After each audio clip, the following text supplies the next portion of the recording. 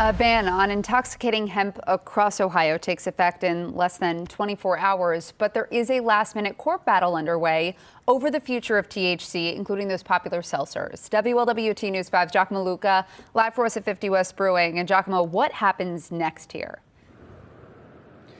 Well, Megan, that really depends on whether or not the Ohio Supreme Court steps in. If not, Ohio's ban on intoxicating hemp takes effect at midnight. That's leaving businesses like 50 West waiting on a last-minute decision. Right now, they are in a race to bottle, sell, and move out of state thousands of cans of their sunflower seltzer. That seltzer pulls in about $3 million a year, but will be affected by the ban. 50 West owner Bobby Slattery, he's at the center of the lawsuit, now in front of the Ohio Supreme Court. They argue that Ohio Governor Mike DeWine overstepped his authority when he line-item vetoed part of a sweeping marijuana bill that would have allowed hemp beverages to continue sales through the end of the year.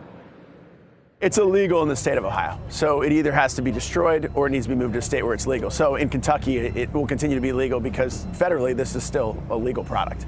And so that's ultimately what our lawsuit's about. We in Ohio, one, as manufacturers, this creates a lot of jobs, a lot of opportunities for our people. So we want to be able to continue to do that.